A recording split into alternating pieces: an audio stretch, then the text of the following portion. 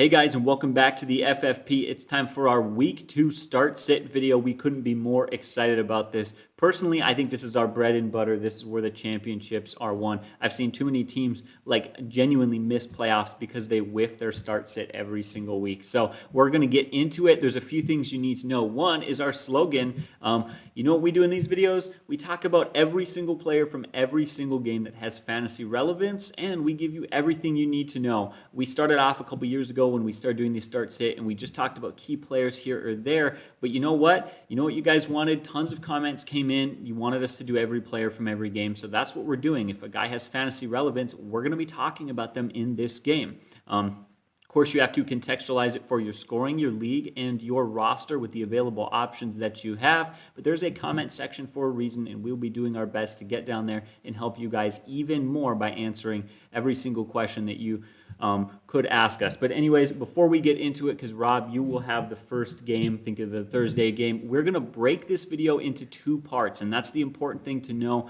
This is a long video, and one of the things that we found is, one, it was stressful doing 16 games at once, and 2, we felt like, with, say, the Monday night game, we wanted an extra day or so to research that because the game is a little bit further away. Or even the Sunday night games, there seems to be a lot less certainty in those until Sunday rolls around. But the Sunday morning games, the noon games, typically you can kind of tell what's going to happen the night before. So what we'll do is break this into 2 parts. That's 2 start sit videos. It'll be the Thursday and the noon games in this video, and the next video we will do the afternoon, evening, and Monday games. So again, just look for that. We'll put a link in the description down below. But Rob, if you're ready, why don't we just get right into it? Let's get started. So this Thursday night, we got the Giants versus Washington. By the way, I always want to say the Redskins. I can't get that out of my head. Versus the Washington football team. And I'm going to break it down by quarterback. We'll start with Tyler Heineke. So if you're looking at starting him, he's what I would call a serviceable quarterback. But this team is predicated on defense, running the ball, and doing just enough passing the ball to win games. Now, Teddy Bridgewater last week against the Giants looked pretty good, but I think there are better, safer options out there right now with more upside. I would sit Taylor at this point. I don't think Heineke's a guy that you want to go with. Mm-hmm. Let's go to Daniel Jones. Now, his fantasy line last week was saving his fantasy total points. It wasn't bad, but he had a late touchdown run as time expired. But if you're being honest, and he looked at that game, here's what you saw. His struggles from last year looks like he's not quite done with it yet. I still don't see that offense and him connecting there. Barkley is still getting back into playing shape. That offensive line is still working and trying to improve there. And they're playing Washington. That Washington defense is very good. In fact, last year against Washington, here's what he did. His best game was 212 yards and 1 touchdown. That was his best game. His worst game against Washington was 112 yards, 1 touchdown pass, and 1 interception. Last year, Washington's defense was 4th in points allowed. They were very good, and they were 2nd in passing yards allowed. They only allowed 191 passing yards per game. That's a young defense with a lot of talent. That's a year later. Is still pretty young, but it's got to get better. So I would sit both quarterbacks in that game. Would you agree with that? Yeah, absolutely. Quarterback is the one position where you only need 12 starters for a week in your league. You can't just be a little above average. You have to be very good to be a starter. Yeah, there's better options. So let's go to running back. Antonio Gibson. Last week, maybe disappointed owners. I don't know. I was fine with him. I owned him in the league. Felt pretty good. He had over 100 total yards and 3 catches. That was a decent day. He's locked in the team's number 1 role. He's versus the Giants, who allowed over 150 rushing yards last week, and they're against their opponent there. So to me, he's a strong RB2 start. In fact, if you're in a large league, he could be a strong or low-end running back 1. So he's a guy that you're definitely going to play there. Don't have too many worries there. Let's talk about Saquon Barkley. 1, he's back. Right? Mm-hmm. That's awesome. I like Saquon Barkley. And by the way, I want to say this. You should trade target him right now. He's going to get better. This guy's very talented. His value's low. Maybe a guy will give it up right now. So today he was limited in practice on Tuesday. Why is that? Probably a precaution. This guy came off a major ACL surgery there. We fully expected he's going to play in this game. Last game he looked okay. He didn't look great. And that Giants offense is not impressive at this point. And a lot of sites are suggesting that you sit Saquon Barkley until the old Saquon comes back. And I get that, but here's what I'm going to throw at you there. That sounds like a cheap thing to say. Go ahead, sit him right now, wait. Do you have a better viable running back 3 option on your bench? If you do, yeah, sit the guy until he's back to old Saquon shape. But most people don't have a number 3 guy, so you fall back to, even though he's not where he used to be and the offense is struggling, he's still their go-to guy, and he's still Saquon Barkley with a ton of upside. He's still using the passing game. He's going to get more carries than he got last game, probably, I'm sure, more than the 10. He'll probably end up with 12 to 15, and he's really talented. Also, Washington defense is better against the pass than they are against the run. So I think that you're probably going to need to start him because you probably don't have a better option. You just need to start him as a very low-end running back to lower your expectations. As far as wide receivers go, Terry McLaurin, oh man, I love this dude so much, and it's killing me because he's got wide receiver 1 talent with quarterback issues. And it's going to happen again now. We know Fitzpatrick went down. Heineke is decent, not great. And then you look at Washington's style play and game script. He's a wide receiver 1 talent, but at this point you start him, but really only start him as a wide receiver 2 until the quarterback play improves. That's where he's at. But you definitely should play the guy because he's very good. As far as the other wide receivers go for Washington, none of them can be trusted just yet. If you're desperate, where you need to play a Washington number 2 guy, I'm just sorry for you at this point. So Yeah, exactly. If Curtis Samuel were healthy, that'd be a different question, but he's not. yeah, so at this point, stay away from other guys. As far as wide receiver for the Giants goes, Sterling Shepard last week had a nice game. And Keenan Allen and Mike Williams played really well versus the Redskins, so maybe he's a play there. But first of all, I'd say this: Justin Herbert's a much better quarterback than Jones at this point, so that's a difference you got to remember there. And then you look at Keenan Allen. Keenan Allen is a phenomenal wide receiver. So you look at Shepard, you got Slayton and Galladay. The problem with the three of them is the one they just devalue one another because their targets are spread out so much. So I would sit Slayton. Galladay and Shepard are low-end wide receiver 3 in larger leagues. I think a healthy Galladay has huge upside, but right now there's just too many question marks to trust any of them. Targets are getting spread out, good defense, quarterback play is questionable. So that's kind of where I'm at with those guys. I think if you can sit them, if you can do that, I would prefer that you do that until we see more trends and things become clear. As far as the rookie wide receiver Tooney there, I think he's a guy that obviously you sit. In fact, he should only be on your bench in dynasty leagues at this point. Kadarius Toney, first-round pick. Excited about him, but there just wasn't anything there. That was his first game. Maybe it's a Justin Jefferson situation, but we don't know. There's no way that he should be in your lineup at this point. But if you're in a dynasty league, you also can't drop him. Yeah. So once again, going back to, I'd say Shepard and Galladay, very low-end wide receiver 3, probably closer to wide receiver 4. If you're desperate, you could play them below your expectations. It's better to sit at this point. Let's go to the tight ends. You got Ingram and Kyle Rudolph. Both are in the mix right now. There's talk that Ingram could play on Thursday night game, but this guy's been disappointed anyways, honestly. Playing for an offense that's questionable. There's so many reasons why, even if he does play, I wouldn't trust either tight end. I would just avoid them in this one. Then you have Logan Thomas. He only had 3 targets, not good, but he had a touchdown that kind of saved his day. But once again, like so many other positions, tight end's not a position where there's a lot of guys out there. And if you draft a Logan Thomas, you probably don't have a better guy on your bench. And so right now, I think you play him. He's a decent play option. He's probably not a great play option. Don't expect him to put up Kelsey-type numbers, but he's a guy that you can feel free that he's I would say, a low-end tight end 1 start. As far as kickers go, Hopkins is a fine play, not great, but solid. I would sit Gano Graham, just kicking for a below-average Giants offense there. I would start the Washington's defense, and I would sit the Giants' defense. So that's what I would say for that game. Yeah, pretty straightforward. All right, guys, so getting into the next game, we got to go with the Bengals and the Bears. I'll start off with the Bengals and Joe Burrow. Now, he finished I think it was 21st or 22nd in fantasy quarterback scoring in week 1. That's already not a great situation to be in, and he did it against a bad Vikings defense. Plus, he took 5 sacks. Now, ultimately, they won that game, but the fantasy production was not there. In a matchup where it probably should have been there a little bit more, I would not be playing Joe Burrow this week. I just wouldn't. Did he look horrible? No, but I think against the Vikings defense, you really should have probably put up like 3 touchdowns or something, or had a blowout. But anyways, moving on from that, you gotta love Joe Mixon. 29 carries for 127 yards, 4.4 yards per carry, and a TD. And he also had a nice 23-yard catch. All around, he had a very good game.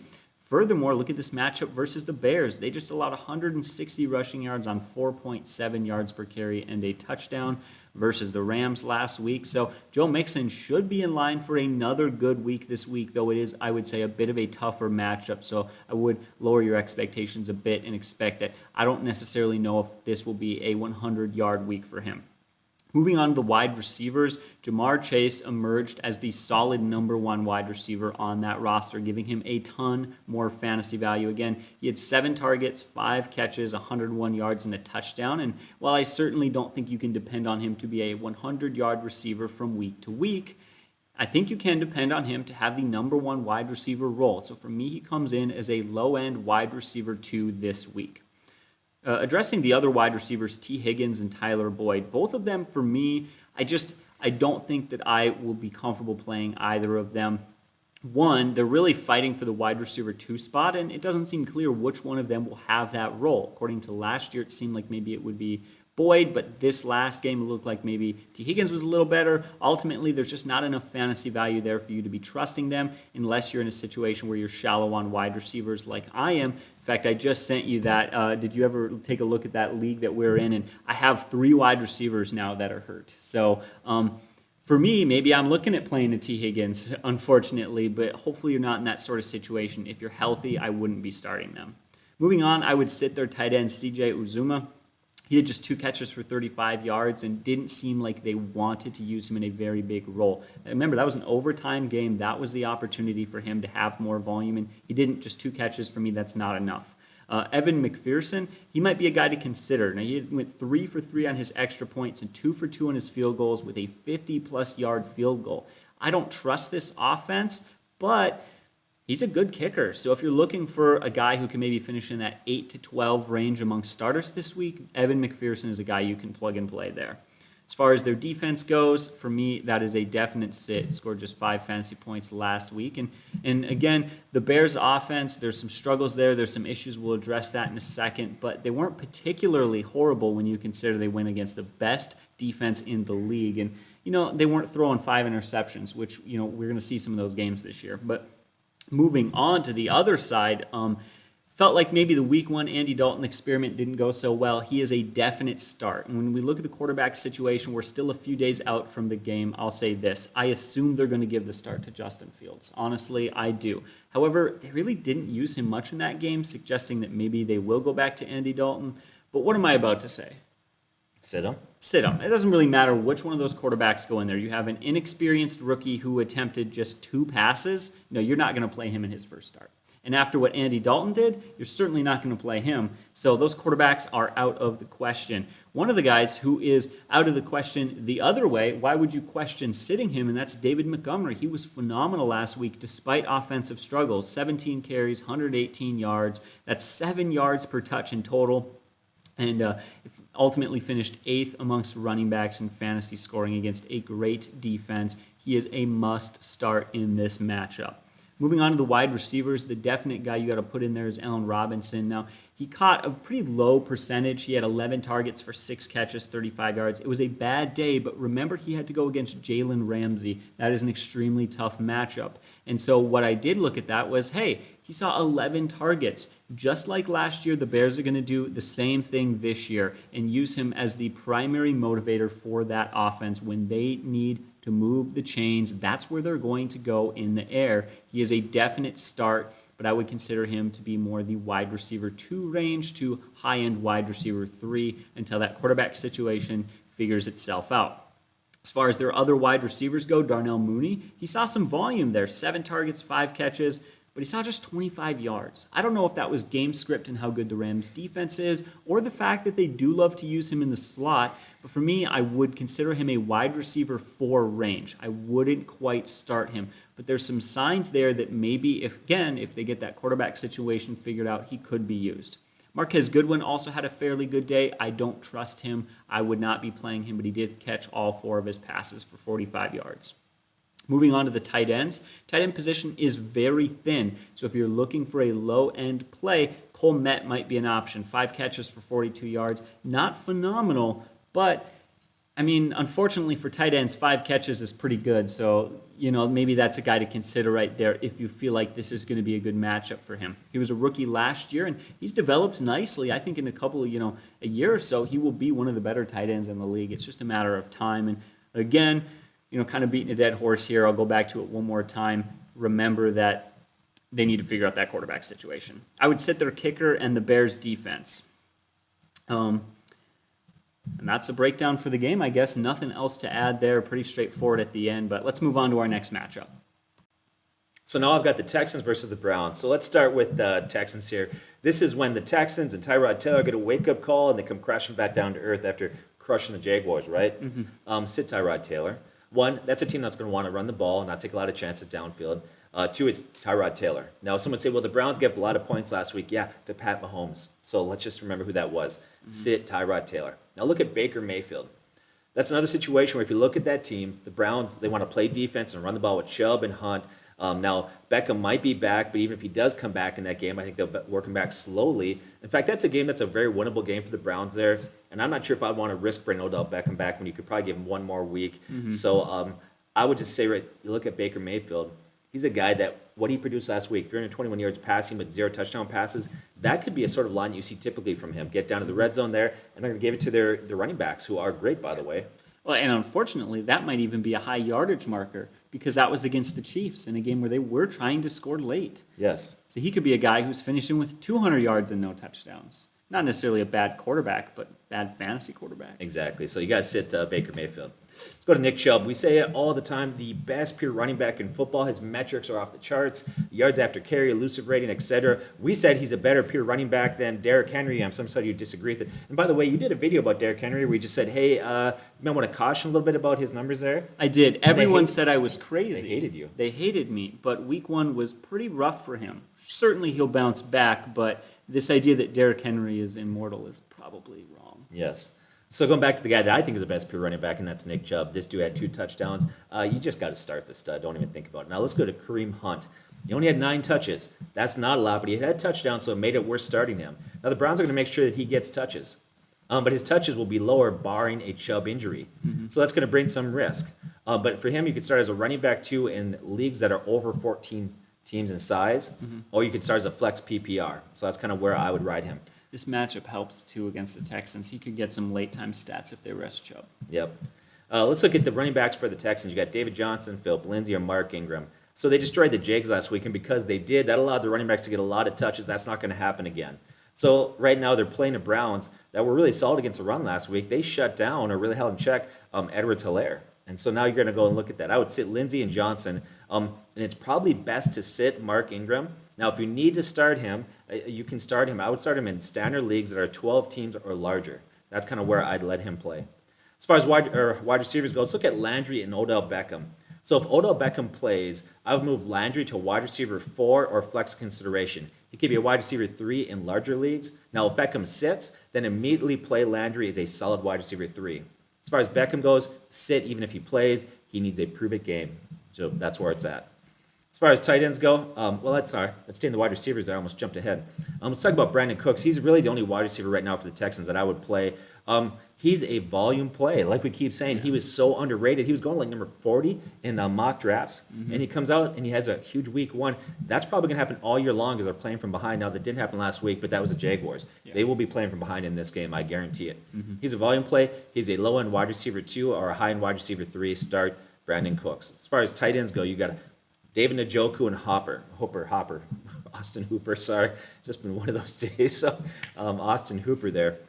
Anyways, you got David Njoku that's back right now, and that makes it a risky start for either tight end. In fact, David actually out-targeted him. And actually, David is a kind of talent. He's got some talent there. And so I think right now I think it's better to look elsewhere until there's an injury or we see a trend that kind of clears up who's going to get more targets. And that one I would sit both tight ends. Sit the Texan tight ends. Sit the Texans defense, start the Browns defense. As far as the 2 kickers go, I would sit both kickers in this game. All right, well, that's pretty straightforward. Going to be a fun matchup if you're a Browns fan. All right, next up, we got to talk about the Rams versus the Colts. This is an exciting matchup, but I was kind of excited to root for the Rams and the Colts this year. I don't really know who to root for in this game. One thing's for sure, it's going to be fun to watch.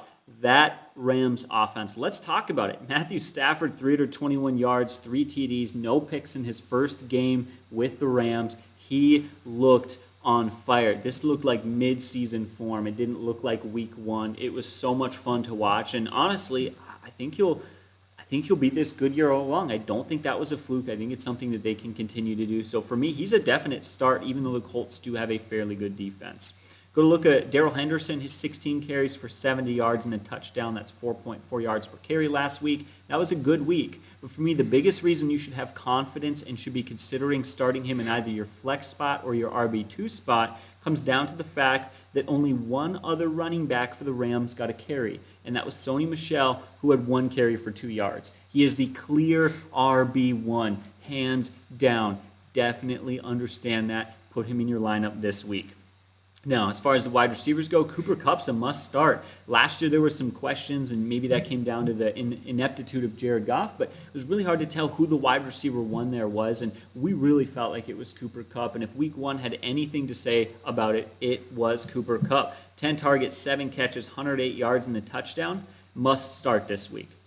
Go over to Robert Woods. He wasn't bad either. He caught 3 of his 4 targets for 27 yards, and he found the end zone. He's another guy you definitely need to start. I think you'll see a few more targets this week. They also had a guy by the name of Van Jefferson who will be tempting to play because he caught 2 passes for 80 yards and a touchdown, but I would not play him. He did not see high volume. That deep pass was simply a major breakdown on the defense, and that was his other catch as well, where it was a 4th down and short. And you could tell the Bears played run defense, and they ran that play action. They threw it, and Van Jefferson was wide open. It was breakdowns by the defense. I don't think he's a dependable wideout. Moving on to the tight end, Higbee, 5 catches, 68 yards. Let's be honest, what more can you ask of a wide receiver when all 3 of their or a tight end, excuse me. When all 3 of their wide receivers caught a touchdown and their running back ran in a touchdown, that's 4 touchdowns. None of them went to Higbee, but that can change from week to week. I wouldn't be surprised if he had a super good week this week. If he found the end zone, I think he's a definite start. Plus, you got to start Matt Gay. Again, this offense all around was firing on all cylinders, so for me, it's like start across the board. Matt Gay scored 12 fantasy points last week. He had a 50-plus yarder. He's a great kicker and a good offense. And you know what? I'd even consider starting the Rams defense as well. The Colts are lacking some weapons, and they proved their ability last week. 3 sacks, 2 turnovers, held the opposing team to 14 points. Yeah, I'd put them in your lineup this week for sure. So maybe I'm just a Rams fan, but they look like they're in mid-season shape right now. Going over to the other side of the ball, Carson Wentz, he finished 17th, I believe he finished 17th before the Monday night games, ultimately finished, I think, 19th in quarterback scoring. It's a tougher matchup for him this week for sure, and he doesn't have a lot of weapons. I am not starting him, not putting him in my lineup unless you're in a 2-quarterback league, but that is a whole different monster, and if you are, leave a comment down below. I'm curious to see what kind of options you have. As far as running backs go, Jonathan Taylor, he's a must start. He did have just 3.3 yards per carry last year, but he saw 24 touches for over 100 total yards, and he's a dual threat who keeps himself out there in that offense. He is a volume play and a solid RB2. Naheem Hines is a most likely guy that you need to sit. He's tempting because he's so effective in the passing game, but ultimately he has no usage or effectiveness in the running game, and he is so dependent on that, and you just really can't depend on him to be getting 100 receiving yards in a game. So, as tempting as that is, because he did look good last week, for me, he's a sit. As far as the wide receivers go, it's tough. You hate to look at an offense and go, I don't want any of those wideouts, but do you trust Michael Pittman, who had 3 catches for 29 yards, or Paris Campbell, who had 1 for 24? Maybe the one guy you might trust is Zach Pascal, who had 4 catches for 43 yards and 2 TDs. But he was also on the depth chart as the wide receiver 3 before the game started. So you have to wonder if that was planned usage or simply game script or chance or whatever it may be. I don't know if I can trust any of those guys to put in my lineup. But maybe that's just me, Rob. Would you agree with that? Yeah. Moving on, they've been having their tight ends Jack Doyle and Moali Cox split time and split touches and whatever it may be. I wouldn't start either. I think you got to sit Rodrigo Blankenship. He's a good kicker, but again, concerns in this matchup about that offense being able to move the ball. So for me, I probably wouldn't be playing him unless you don't have any good options. And I'm going to sit the Colts defense against the Rams this week. But that's my final breakdown for that game. So now I got the Bills versus the Dolphins there. Josh Allen, start the guy. Played the Steelers. Steelers are a very good defense. He will rebound this week. Don't overthink this. Start the guy. Let's talk about Tua. I would sit Tua. One, I want to talk about Ben Roethlisberger. I know he didn't look great against the Bills, but I'm telling you right now, Ben Roethlisberger is going to have a good year. That Bills defense is very, very good, and Tua is not. He's still growing as a young quarterback. Sit him. As far as running backs go, Devin Singletary, talk about him right now. He's the lead back currently for the Bills. And he's going to continue to be in the lead back in the near future there. But he's never going to become a bell cow. He's not that type of running back that's going to get you 25 to 30 carries a game. So that will lower his ceiling. But he's a very good flex or RB2 option. So he's a guy that you could start there. And I feel more comfortable starting him in PPR leagues. As far as the other running backs for the Bills go, sit them all unless there's like some major injury or something changes there. Now, as far as running backs for Miami, the only one I'm really talking about right now is Myles Gaskin. This is a very tough matchup for him. And last year, in 2 games versus the Bills, he topped out on total yards of about 80 each game. So he was okay. He didn't have any touchdowns. But here's why you need to consider him. His hands, his ability to catch the ball in the back, but always keep him on the radar, especially in PPR leagues, even in bad matchups. Now, if you have a really good number 3 running back bench option out there, you may want to consider sitting him. But once again, you better be assured of who you're going to put into that position. And if you are in PPR leagues, start Gaskins as a mid to low range running back too. Now, as far as wide receivers go, you get Jalen Waddle. I've drafted him. I like this guy. He's got talent. Parker looked good. But you know what? They're going to get a guy back this week. They're going to get Will Fuller back there. So that just complicates things all the more. And then you wonder of those 3, who's going to get Tre'Davious White? Mm-hmm. So here's what I would say with those wide receivers. Waddle's the real deal, but he's still a rookie. Now Will Fuller's coming back. We don't know how the target distribution is going to be. They're playing against a very good defense. So for me, all of those would fall into kind of that wide receiver 4 category. That would be better for you to find more secure options there. If there was a guy that I would roll with, it would probably be the rookie. But he would have to be as a wide receiver 3 in a very large league. Otherwise, I'd rather sit for one more, see what Wilford does when he comes back, and just kind of check some of these things out there. Any thoughts on that? No, I totally agree. No, nothing to add there, to be honest with you. Okay. Talk about Stephon Diggs. So I suspect that he's not going to have the same numbers he had last year. This guy was phenomenal last year, but he's still far too good to sit. He's a low-end wide receiver 1 start. Then you got Cole Beasley. This guy's a target hog. He carries wide receiver 3 value in PPR leagues at over 12 teams. Otherwise, I would sit him. His yard totals are never going to be really high. He's not going to find the end zone a lot. But in PPR leagues, he can carry value in large leagues there. Davis, young and up-and-coming wide receiver there, but he's not there yet. He still doesn't have enough of a role there to trust him. Now let's talk about tight ends. Sit the Bills tight ends. And let's talk about Mike Gesicki. I got him in a league, and I almost got him another. I'm glad I didn't. God, this guy runs hot and cold. Yeah. He's got a lot of talent. Last season against the Bills, he exploded. He had one game, he had 8 catches, 130 yards, and a touchdown. But he'll just disappear. Like he did last week, he got 0 catches. So he's a guy that I would say that he's not currently in that secure tight end 1 conversation. Unless you're, let's say, in a league size that's 14 teams or larger, then yes, then he's a guy you're going to start. I would say this. I still wouldn't give up on Mike Gesicki, but I would say that you should find a solid complement out there for him on your bench just in case, because you're going to see games like this, and it's hard to trust a guy. I hate that. You bench the dude, he goes off, you start him, he gets you a 0. So he carries risk. As far as kickers go, I would start Bass, I would sit Sanders, I would sit the Miami's defense, but you need to start the Bills' defense in this game. All right, great breakdown. Let's get to our next game.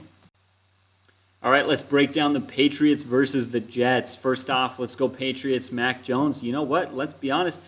Didn't look horrible last week. He really didn't. It was a tough matchup against the Dolphins, and he didn't screw it up, which, you know what? Let's be honest. In your first game, it's NFL debut in a tough game, divisional, just to not screw up is good. But did we really see anything that screams fantasy value? No. This is something we typically don't see from the Patriots. They're very conservative, and he lacks some weapons. For me, he is a guy that you should not play. I would definitely sit him. Going to the running backs, Damian Harris is a must start. Right? What did he have? 26 touches for 117 total yards last week. That's a pretty good week. He's not the most exciting pick. He's not the guy who's going to possibly go out for 200 yards and 4 TDs, but he is the number 1 guy. I mean, who's the backup running back there? Ramondre Stevenson, who saw just 1 carry. Part of that might have been the dislocated thumb he had a few days before the game, but he was healthy and fine, and they didn't really seem to use him. One thing I would say is that if you know Belichick, if you fumble, you get in his doghouse. And Harris had a major fumble at a key time.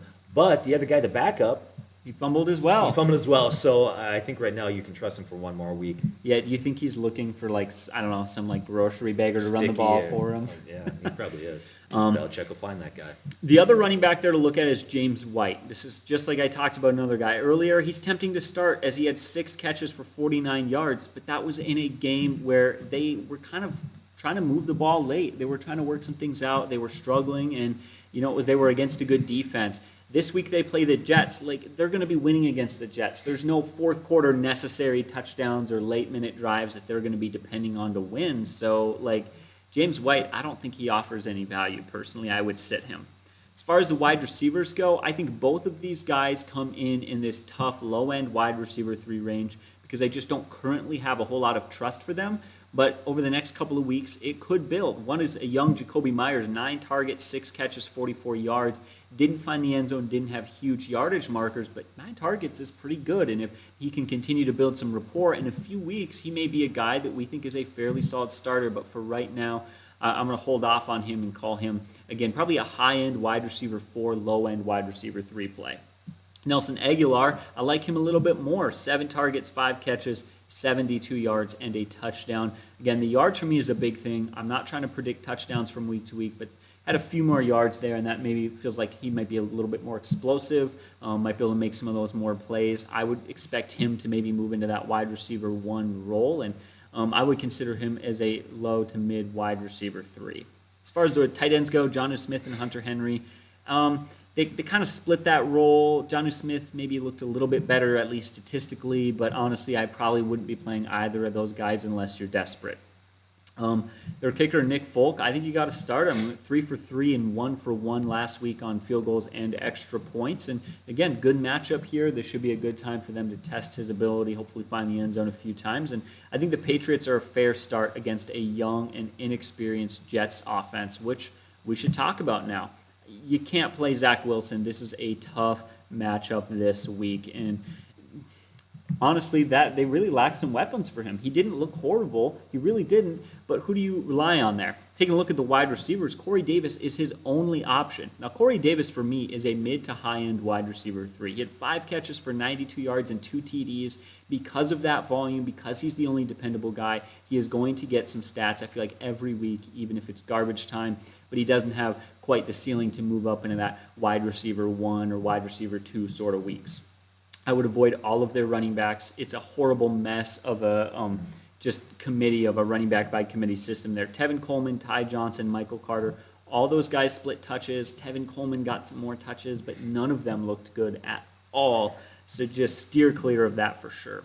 I'd bench their tight end, Tyler Kroft. If you have him, I wouldn't play him. And I wouldn't play their kicker, Matt Amendola, who didn't attempt an extra point or a field goal at all last week. That's how bad they were. They finally found the end zone, and they went for 2-point conversions both times.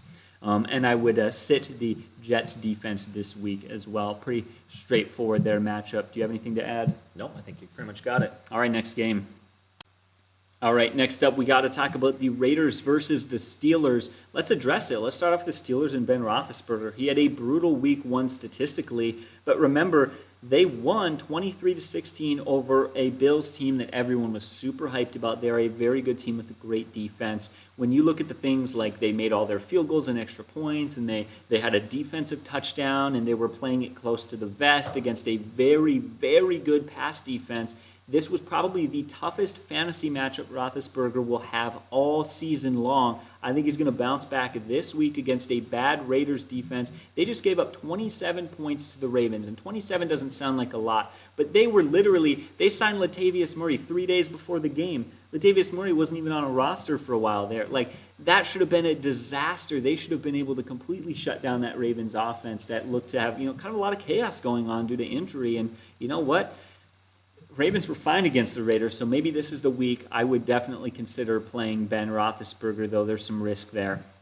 You got to play Najee Harris. Didn't have the most exciting week 1, but this is not a bad matchup at all. Again, take a look at what the Ravens were able to do against the Raiders. They had a guy they had signed 3 days before who wasn't on a roster, and a Tyson Williams who was supposed to be like the 4th-string running back starting, and they lit it up on the ground. Both scored touchdowns. That is clearly a bad run defense. Najee Harris should have a much better week this week. As far as the wide receivers go, this is really tough. It is a great matchup for them. It really is. But who do you start? Juju Smith-Schuster, Deontay Johnson, and Chase Claypool, all of them have a very similar role, and none of their roles are big enough to feel safe and consistent. And everyone seems to have a different opinion.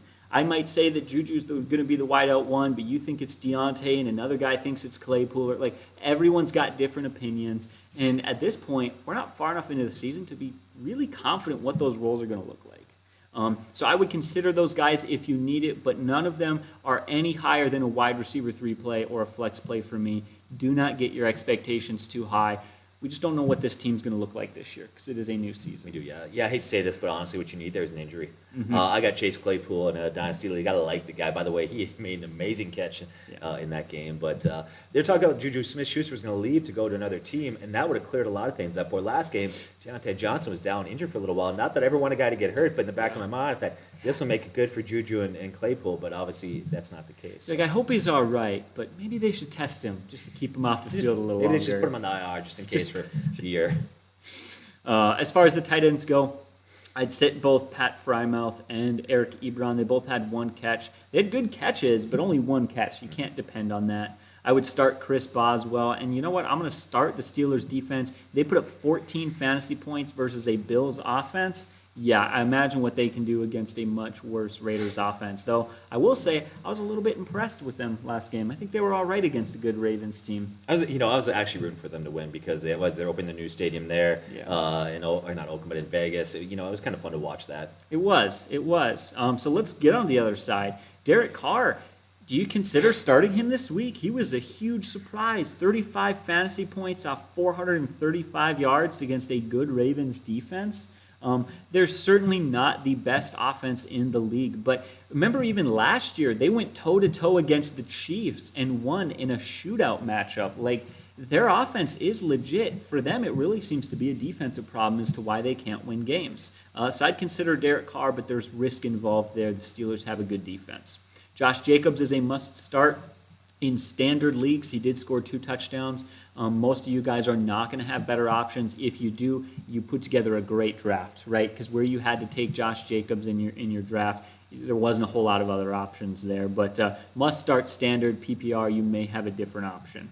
Kenyon Drake, 6 carries for 11 yards, 1.8 yards per carry. That's all you need to know. Yes, he caught all 5 of his targets for 59 yards, but you cannot depend on those sort of games versus the Ravens where he's going to get that sort of volume. I don't trust it. I don't think you should either. Move on to the wide receivers. Just like the Steelers, we get the same situation. Who do you play there? Last week, Henry Ruggs, Hunter Renfrow, Bryan Edwards, and Zay Jones all had some big key plays. They had some good catches. Let's break it down for you. They spread the ball out. That devalues everyone, so none of these guys have huge volume. But you can cut Zay Jones out. I don't think what he did last week was repeatable. Hunter Renfrow was the volume wide receiver there, but he was a slot guy, and I don't think he has huge upside compared to these other wide receivers. Bryan Edwards, going into the season, Coach Gruden said that he thinks Bryan Edwards looks like a wide receiver 1. If there's a guy that has the most potential there, it's Edwards. But I don't trust him yet either. So I would maybe consider him as a high-end wide receiver 4 who could, at the end of the season, prove himself to be a wide receiver 2, but he could also prove himself to be a wide receiver 5, so who knows what we're going to get. And then finally, of the last guys, Henry Ruggs there, he has continued to struggle. He caught just 2 of his 5 targets, and he just didn't look all that great. So if you're going to play anyone there, for me, it's Edwards. I'd probably sit the rest of them, and even Edwards is a borderline start at best. You got to start Darren Waller, man. 19 targets, 10 catches, 105 yards, and a touchdown. For those of you who are worried that he barely caught more than 50% of his passes, he saw so much coverage from that defense. It was a really tough game for him, and he played really well. Start him. Daniel Carlson's a must start. He made both of his field goals, both of his extra points, all 3. I got it backwards again. Oh my goodness. He made all 3 of his extra points. He made both of his field goals. One of them was a 50-plus yarder. Definitely start him, and I would sit the Raiders defense this week. So I got the 49ers versus the Eagles. Start with Jimmy Garoppolo. I would say to him, he played decent against the Lions, but it's the Lions, and their defense isn't very good. He's got Trey Lance lurking in the bushes there right behind him. And then you look at the Eagles. The Eagles' defense is better against the pass than the run, and they made Matt Ryan look silly last week, and so I would sit Jimmy Garoppolo. I've never been a big Jimmy fan. In fact, I think we've been one of the few people going back years ago that we kind of had caution, and people love him so much. But let's look at Jalen Hurts. Man, he looked nice last week. He came out, played really well.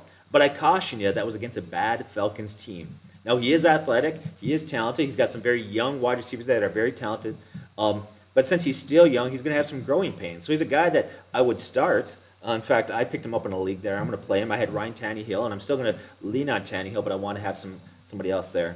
But he's a guy that will have some growing pains, but I like the guy. Let's go running backs. Miles Sanders. So last week, okay, there were 16 catches for Lions backs against them. And that really bodes well for Miles Sanders. His type of play, his style of play, makes him a very strong running back to start. I like Miles Sanders in this matchup. Then you get Eli Mitchell. So we weren't sure what to think, but now we found out that Raheem Mostert out for 8 weeks. That solidifies Eli's worth. But I do want to say this. If you know Shanahan, if you watch him his running back usage over the years, he's the guy that will surprise you. Just out of the blue, seeing a guy or else switching and getting one guy a bunch of carries over somebody else. And he's not going to risk giving all these carries to Eli because, one, they're thin at that position already. I wouldn't be that surprised. You'll see Hasty get more looks, and they'll probably sign a veteran running back at some point or activate Sermon. I like Eli Mitchell. I think you can start him as a running back too, but I would say as a mid to low range running back too. That's where he's at.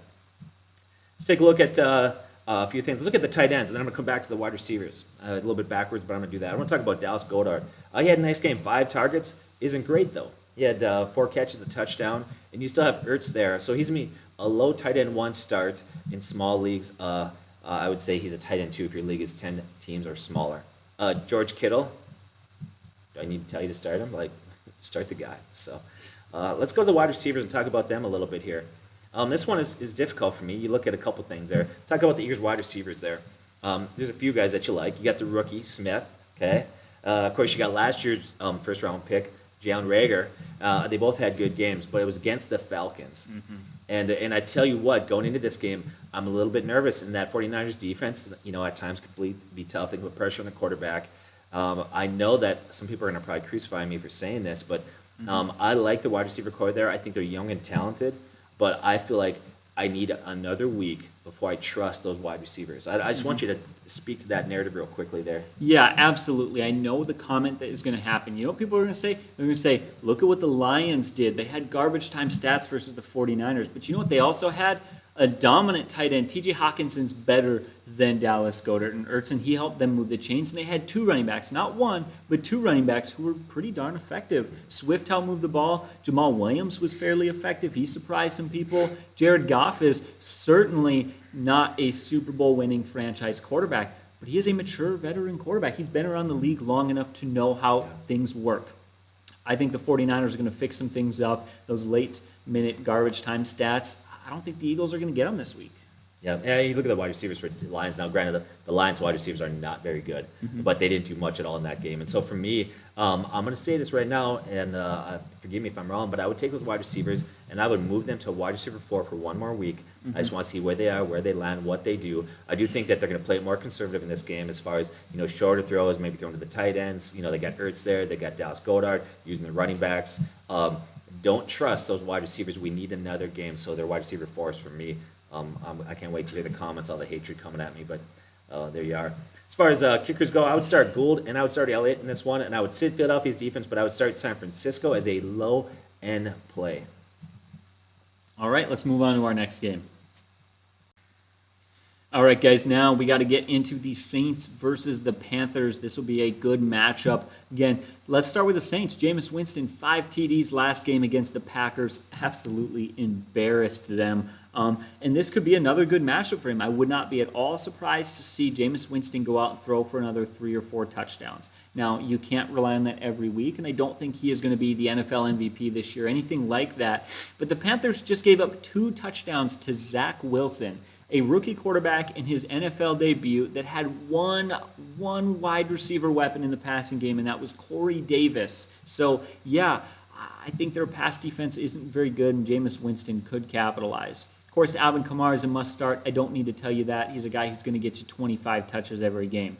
As far as the Saints wide receivers go, nobody there separates themselves. Nobody there do I feel like can get more than 2 or 3 catches.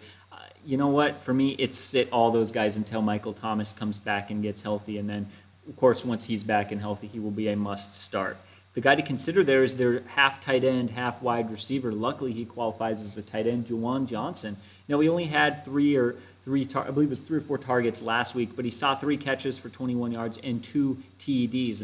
And that's exactly it. They were so efficient that they didn't really give him a lot of yards or a lot of volume, but when it mattered in the end zone, they threw the ball his way. He is a risky start, but at the thin tight end position, if you need an upside play at tight end and he's at your roster, I think you got to put him in your lineup. That's just me, though. I would sit their kicker and I would start their defense versus the Panthers because, well, let's take a look at the other side of the football. The Panthers, they were a little underwhelming last week. I don't think it was the worst matchup. They scored just 19 points versus the Jets. I really honestly thought that they ought to do more than that. So for me, I'm going to sit Sam Darnold. Christian McCaffrey, though, he's a must start. He scored 27 PPR fantasy points last week, continued to do what he always does, and that is dominate. McCaffrey must start. As far as the wide receivers go, DJ Moore, you got to start DJ Moore. Now, this was just one game, but he was the wide receiver one there. He outplayed Robbie Anderson, caught 6 of his 8 targets for 80 yards. He looked dependable. He made good catches. Nothing more to add there. He is a start for sure at wide receiver 2. Robbie Anderson saw just 3 targets. He did catch it for a 57-yard TD. That makes me nervous. You don't exactly know what you're going to get with him. But in this matchup, they're going to need to throw the ball more. This isn't the Jets. This is the Saints. I imagine that volume is going to go up. He should see 6 to 8 targets this week. I would start Robbie Anderson. They also had Terrace Marshall, who saw 6 targets and caught 3 of them. I wouldn't start him, but he's a rookie to keep your eye on, so pay attention to that. I'll sit both of their tight ends, Dan Arnold and Ian Thomas, and I'm going to sit their kicker and their defense this week. But that's my breakdown for the matchup. Nice, quick, and easy. I think it's a pretty straightforward game.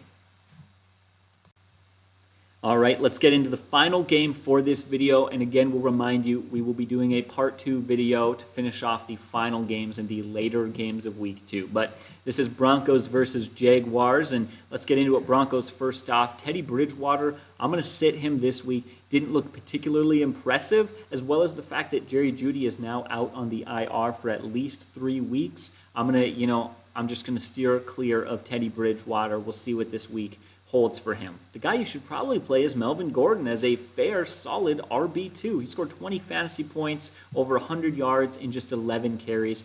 He didn't get a lot of volume, but I think that volume is going to bump up this week as they continue to, with Jerry Jeudy out, try to lean on the running game. Devonta Williams, I would bench him. He did not have a very big role at all. And as I've already mentioned twice, Jerry Jeudy is out. So when we look at the wide receivers, they've got Cortland Sutton, KJ Hamler, and Tim Patrick.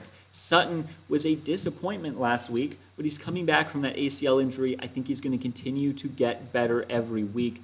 I don't know if this is the week to start him, though, leaving us with the question, do you trust Tim Patrick or KJ Hamler? I don't. Again, you hate to start looking at a team and just go sit. I want to find value and fantasy value in this offense, but I just don't know where it's going to land. If there's a guy there that probably has the biggest potential, my money would be on Tim Patrick, but that's a very risky start. Moving on to the tight end, Noah Fant's a must start. He's going to see volume this week.